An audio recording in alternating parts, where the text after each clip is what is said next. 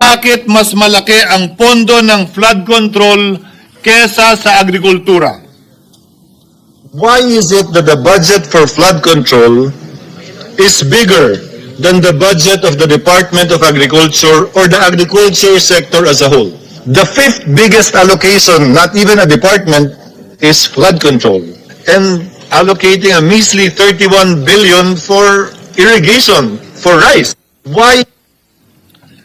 Pagkatapos po noon, tinulungan ko siyang bawasan ang flood control budget at idagdag sa 2024 budget ng Department of Agriculture. Aniya, tumawag daw sa kanya si Congressman Zaldico dahil pinapatanong daw ni Speaker Romualdez, bakit binawasan ang pondo ng flood control?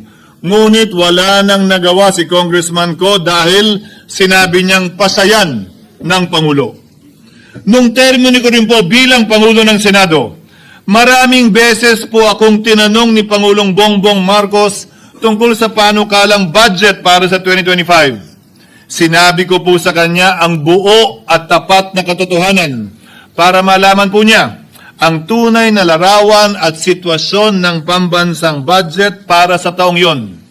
Ito marahil, Ginoong Pangulo, minamahal kong kasamahan, ang isa sa mga dahilan kung bakit pinag-utos ng Pangulo ang pag-veto at pag-for late release o FLR at pag-hold ng malaking bahagi ng budget nila.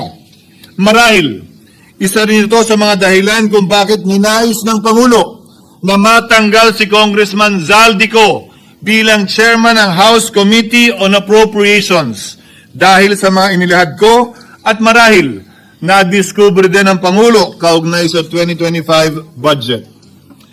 Hindi malayo, Ginoong Pangulo, na naganap din ang mga ito noong 2023, 2024 at mga nauna pang budget kung saan napakaraming ghost at substandard projects ayon kay Secretary Vince Dizon at ayon mismo sa talumpati ng ating kasamahan na si Senator Ping Lacson. Ngunit marahil ay walang naglakas loob na sabihin ang katotohanan kay Pangulong Marcos o magsumbong sa kanya kaugnay sa ilang mga bagay na ito bago ako.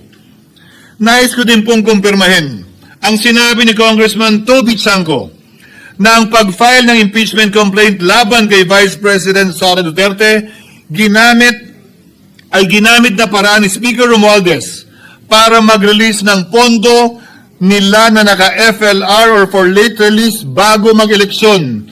Maski na alam po niya na hindi po ito kayang talakayin ng Senado hanggang sa Hunyo pa mula nung simula. Ulitin ko, ginamit ni Martin Romualdez ang